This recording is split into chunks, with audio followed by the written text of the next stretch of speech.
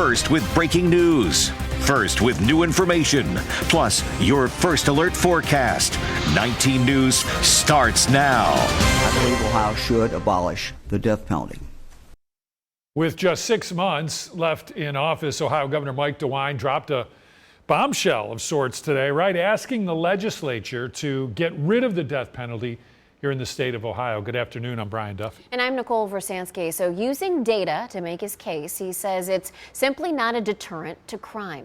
19 Data journalist Dan DeRose is here with DeWine's change of heart here, Dan. Yeah, he wrote the bill back in 1981 when he was a state senator. He was on the Judiciary Committee, so he wrote the policy on the death penalty in Ohio. But he said if we had the data that we have now, he said he may not have been in favor and voted for it. He looked at two criteria when asking if the death penalty is keeping people from pulling a trigger and killing someone. Is it deterring people based on these two factors? Swiftness, the answer is no. The average execution of our past 10 took 21 years to play out. The next category is what he called the certainty. Are people fearing the death penalty because it is certain that they will be put to death? Here was the data he gave. Since 1981, when it was put back in place in Ohio, 337 people have been sentenced to death row in Ohio. Only 56 have been executed. Almost the same number, 41, simply died of old age or natural causes or suicide while sitting on death row.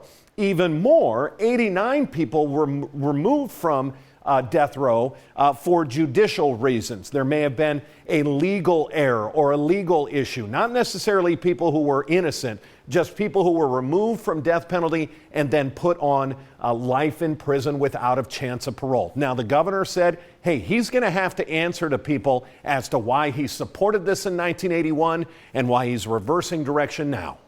I'm responsible for that decision. I'm responsible for this decision. Everybody can hold me responsible. It's no problem. But I do believe that we now know, we've now seen 4 decades of this, and we now know two things. On average, even if they're caught, even if they're convicted, indicted, convicted, sentenced, it still takes over 20 years on average, the mean, and the odds are not great that you're. There are 3 ways that this can be reversed. There can be citizens who collect up more than 400,000 signatures to put on the ballot. We've heard of that ballot issues before. The governor said that's highly unlikely to happen. Next, the legislature, they could simply put it on the ballot and ask you, the voter, if we should keep the death penalty or not. Then third, the legislature could put in a bill. They could vote on it to simply abolish it. The Speaker of the House is in favor of the death penalty in the state of Ohio, and the Republican Party has a stronghold down in Columbus. So this will be interesting to see if this goes anywhere. Was this just a last-ditch effort? He has 6.5 months left in office. Was this just a position for him to get on the record to say that he thinks we should abolish it? We'll have to wait and see. All right, Dan, thank you. And do you agree with the governor that Ohio should just end the death penalty? Here's a look at some of the results. There's still time to take part in our poll at cleveland19.com. And as you can see, 76% said no. 76% said no as far as that issue went. 19 News now with team coverage, getting both sides here. The potential elimination of Ohio's death penalty. At 4:30, we talked to groups who want to abolish the death penalty. And at 5, the family of a fallen police officer killed in the line of duty. Was death the right punishment? And we will have all of our coverage streaming on 19 News Plus. Now your 19 First Alert forecast. Certified most accurate since 2004. All right, we are tracking 2 19 First Alert weather days technically. This will really largely be an impact for Thursday, but late tomorrow night, that is when we are going to start to see rain and storms moving through, and then eventually we will get just kind of this bigger wind event that happens as a result of kind of this bigger storm system overall kind of passing across our area. You'll notice the area of low pressure developing out towards the Minneapolis area tomorrow. Greatest risk for severe weather kind of bullseyed across parts of central Illinois into west central Indiana. That risk will decrease a little bit as it extends eastward, largely because of the timing of when these storms are expected to roll through. But that does not mean our severe risk is zero. If we can see some strong to severe storms, we're talking about some gusty winds late during the overnight tomorrow, as well as some pretty hefty rainfall that could lead to some isolated higher water issues as we get into late Wednesday night and into early Thursday. But the other big issue is just going to be the ongoing wind through Thursday. We're going to break it all down for you coming up in your full forecast. Well, this was a frightening scene at a local racetrack. A sprint car loses control and slams into photographers on the infield. First to 4, Brittany Weir live at Wayne County Speedway with the very latest. Brittany. The Wayne County Speedway was filled with fans and photographers last night, and what should have been another exciting night of that sprint car racing quickly turned frightening in just a matter of seconds. An out-of-control sprint car left the track and slammed into 3 photographers who were working right in the infield. 2 of them were taken to the hospital in critical condition. It happened during Ohio Sprint Speed Week. 3 freelance photographers were working in the infield when a sprint car lost control and crossed the front straightaway directly into them. As the photographers were taking pictures of the crash in turns 1, they didn't notice the out-of-control car coming in there, and then they got struck. 19 News spoke to Jason Flory, the Speedway promoter, on the phone. He said the photographers had their backs turned shooting this crash when the second car came at them from behind. They never saw it coming. I've never seen anything like this. I've seen it on social media at other places, but I've never been part of it at the Speedway Wayne County. We've been very fortunate not to have, major incident like this. 2 were critically injured. 1, identified as Kyle Henline with Ohio Motorsport Photography, was rushed to the hospital by Apple Creek Fire Department. He broke his tibia and fibia in his right leg. A second was airlifted by MedFlight. You can see the helicopter on scene in this video. A 3rd photographer suffered non-life-threatening injuries. The driver of the car was not hurt. We feel for those people. Those are my friends as well. Wayne County Speedway is pushing back on social media rumors. Flory wants people to know the injured were not spectators in the grandstands. They were freelance photographers working inside the infield. There was some rumors going around that a sprint car had went through the fence, and that's not true. After emergency crews cleared the scene, the events resumed. The show was completed, of course, with heavy hearts and lots of thoughts and prayers to the people that were injured. And Jason said they are reviewing their policy for those who work on the infield, and changes are coming. However, he does want to note that no track can be 100% risk-free. In Wayne County, Brittany Weir, 19 News. The Canton woman accused of killing a man at an apartment complex pleaded not guilty today. A judge set bond for 38-year-old Leanne Haynes at $1.5 million. Haynes is accused in the shooting death of 43-year-old Ronnie Brown, who was found in the parking lot of the Hillview Apartments Sunday morning. Police have not released a motive or any kind of details on a relationship. Was there one between the suspect and the victim? President Trump is talking up the agreement reached with Iran during meetings with world leaders at the G7 summit. The deal ends the fighting, reopens the Strait of Hormuz, while setting conditions for talks over Iran's nuclear program. Natalie Brand has our story now from the White House. Meeting with G7 leaders in France today, President Trump touted his memorandum of understanding with Iran. We have our deal done with Iran, and it should be successful. It goes to a second stage, which I think will be actually easier. The initial agreement would end hostilities and reopen the Strait of Hormuz, then begin more complex negotiations on the future of Iran's nuclear program over the next 60 days. Iran's foreign minister says that next phase will begin Friday. They will not develop, purchase, buy, or any other thing. They're not going to acquire a nuclear weapon. If they do, all hell will rain down on them. The tentative agreement has also bolstered optimism that the Strait of Hormuz will be reopened fully to commercial traffic. The average U.S. price of a gallon of gas is $4.04 today, down from the wartime peak last month of $4.56. But analysts caution that Iran is now fully aware of its ability to shut down the key waterway. It's going to be tricky to ensure that Iran never is tempted to turn to that, to play that card again going forward. Now they know the impact it's had. Lawmakers in Washington also caution there's still a long ways to go, with difficult issues to still resolve in this next negotiating window. We won't know for 60, maybe 90 days whether we're going to be able to confect a real agreement with Iran. 60 days is tight. But again, an off-ramp to a war that was illegal and never should have started is something that we should feel good about. Lawmakers have also said they want to see the eventual deal. Legislation passed in 2015 allows for Congress to review any agreement dealing with Iran's nuclear program. Natalie Brand, CBS News, the White House. Israel and Hezbollah exchanged more fire today. Iran insists Israel attacks on Hezbollah targets there is a violation of the agreement. Israel says it must be able to defend itself from the terrorist group attacks on Israeli targets. Back to the drawing board in Paynesville after voters failed to pass the school district's levy last May. And there could be big changes if it fails again this next election. 19 News reporter Stephen Hernandez has the story. It's a tough time to make an ask right now. It's been a long summer for Paynesville School Superintendent Dr. Josh Engelhardt. Paynesville's levy proposal went on the ballot last May and fell short by just 7 votes. Now the school district is getting ready to try again. In last week's meeting, the board approved a first reading for a plan to put the same levy on the ballot this November, a 1.25% income tax across the city.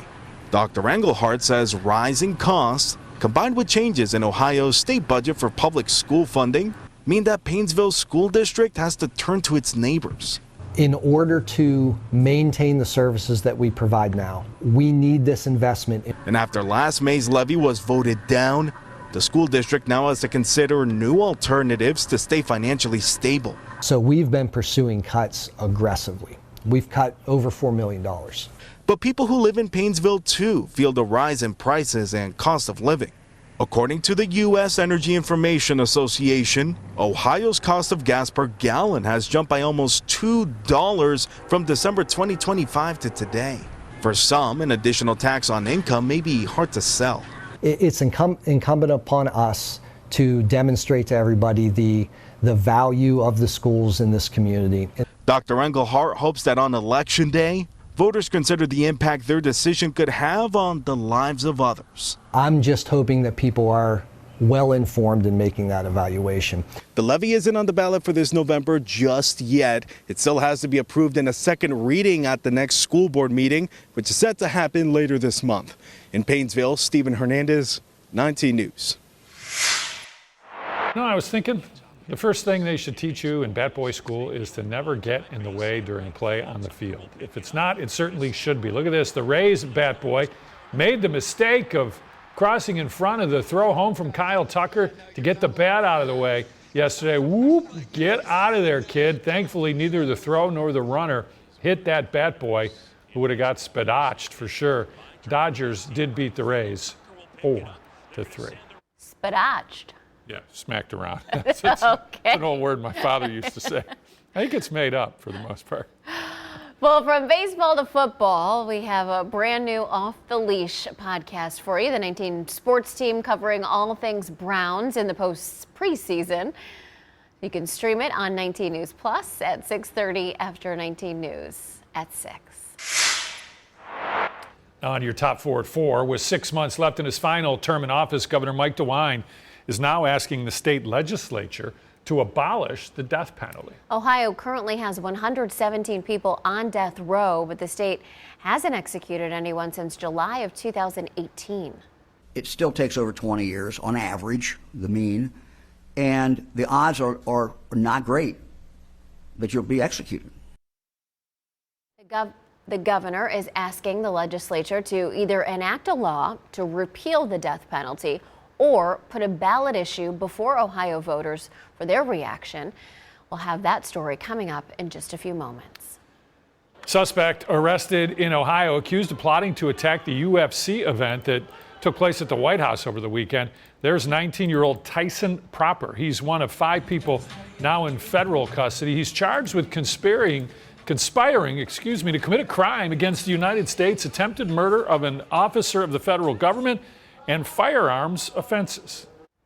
Ashland police say a road rage incident ended with a shot fired, but no one was hit.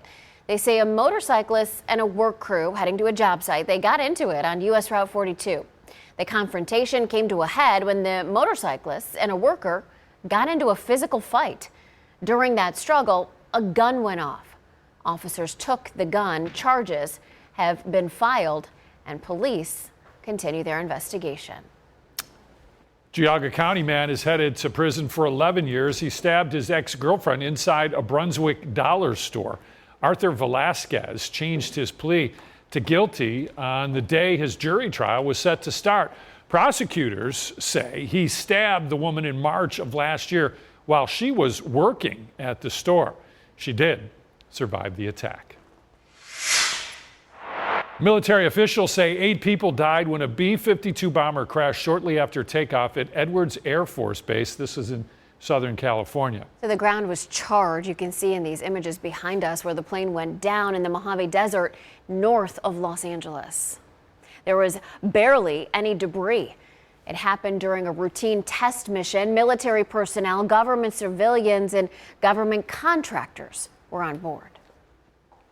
After reviewing the footage of the crash, it was deemed that this was an unrecoverable crash and unsurvivable. At that point, we went into the notification process. Boeing confirms 2 of its employees were on board. The Air Force says an investigation into what happened could take months. Breaking at this hour, police have confirmed there was a shooting involving a Border Patrol agents in Blaine, Washington. This is near the U.S. and Canadian border. Right now, it's not clear who's been shot or exactly what led up to the gunfire. We do know the FBI is taking the lead on the investigation. We're told there is no threat at this point to the public.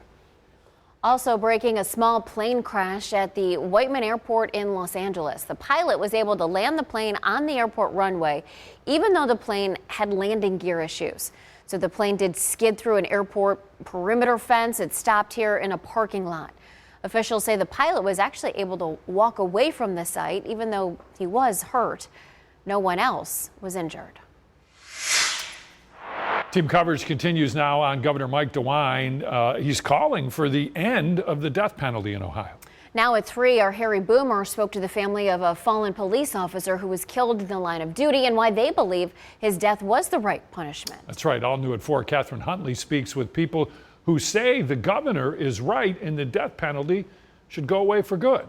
Governor Mike DeWine says he no longer believes the death penalty is deterring people from committing murder. I do not believe that argument today can be successfully made. For some people, this is welcome news. A little bit of validation, a little bit of, having a sense that we're on the right side of history with this. Kevin Warner leads Ohioans to stop executions. He's hoping state lawmakers abolish the death penalty. Where Governor DeWine has landed on this issue is where, actually about 60% of Ohioans are there and are ready to repeal, and they're ready to walk away from this expensive system that tends to just harm people. According to the National Death Penalty Information Center, Ohio has performed 56 executions in the last 50 years, which ranks 8th most in the country. DeWine today cited data he says proves the death penalty just doesn't work to stop people from committing murder, even though it may bring some victims' families a sense of justice. However, some studies have shown it can actually harm families more by making them relive the trauma repeatedly during the lengthy death penalty process.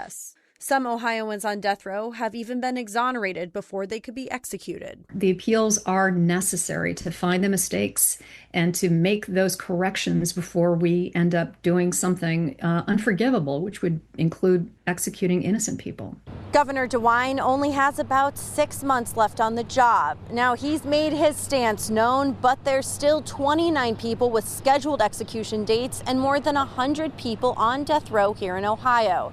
It's likely going to be up to the next governor to decide the fate of those people. In Cleveland, Catherine Huntley, 19 News. Contentious issue for sure. We have a poll on Cleveland19.com. Do you agree with the governor that Ohio should put an end to the death penalty? You can see some of the results there. 77% of you say no, you do not agree with the governor. 23% of you say that you do agree. You can head to Cleveland19.com to give us your vote. And 19 News are exploring all sides of ending Ohio's death row. Everywhere at 5, we're going to hear from the family of that fallen police officer, what they have to say about death as a punishment. And remember, you can get complete coverage on 19 News Plus. Now your 19 First Alert forecast, certified most accurate since 2004. All right, as we get past tonight, we have a little bit of rain that's possible in our forecast, but really the rain that has a bit more of a headline for us is going to come through late tomorrow night. That is a 19 First Alert weather day. It's when it begins, and it will last through the day on Thursday because we'll transition from a storm risk eventually just to a gustier wind threat here as we get into the second part of the kind of forecast period here. So this is what we're watching. It's basically this big area of low pressure that's going to develop up to our north, and eventually through the day tomorrow, it will generate a better opportunity for very strong, possibly even severe storms well off to our west. But as those storms slowly work their way eastward, as we get through the later part of tomorrow evening and into the overnight, we should start to lose some of that daylight, which may lessen at least some organization to those storms. We'll still walk you through what you can expect, though, hour by hour coming up.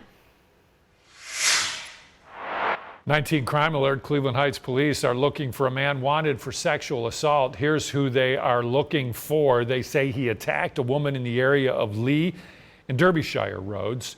Crime Stoppers is offering a reward of up to $5,000 for information leading to the arrest of this man. Call 216-25-CRIME. It was demolition day in Cleveland Heights. The city is beginning to tear down the vacant Hillside Dairy building. It's located within the busy Mayfield Road Business District. The mayor said the demolition of the Hillside Dairy is necessary to clear the way for what comes next. Revitalization, he says. In 2024, the city won a $274,000 grant from an Ohio Development Grant to make this happen. Barberton has a new mayor. Shorter Griffin was sworn in just this morning. He's stepping into the role after Mayor William Judge resigned suddenly just yesterday. Griffin had been serving as city council president, and under the city charter, he automatically moves into the mayor's seat for the remainder of the term. Judge had been mayor since 2012. We're still working to learn exactly why he stepped down. President Donald Trump promised gas prices would fall like a rock once the war with Iran was over. Now, with the U.S. reaching some sort of agreement with Iran, how quickly will our gas prices return to pre-war levels? Brian Abel is in Washington to help give us a better understanding. Oil prices hitting the lowest levels this week since the start of the war with Iran, after the U.S. said it reached an agreement with Tehran that would open the vital Strait of Hormuz. Yet, crude prices remain about $10 a barrel more than they were before the U.S. launched its campaign in late February. When fully open to vessels, 20% of the world's oil and liquefied natural gas supply moves through the strait, which was effectively closed as a result of the conflict, sending prices soaring. Here's what President Trump has said about them. The gas will go down. As soon as the war's over, it'll drop like a rocket. Experts, however, say not so fast. The administration's talked about 40 to 50 vessels that may grow through soon.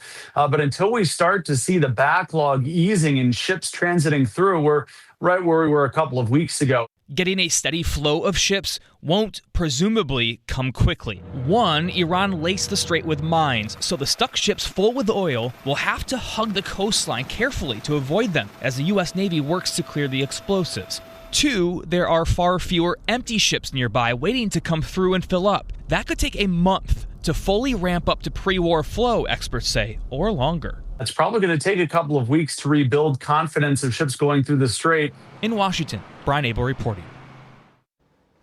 All right, now to some of the cheapest gas prices in our area. Actually, one of the cheapest places in the state is in Greene. You'll pay $3.28 at the MAPCO on Maslin Road. It's $3.65 at the Shell on Miles Road in North Randall and $3.94 in Sheffield Lake at Speedway on East Lake Road.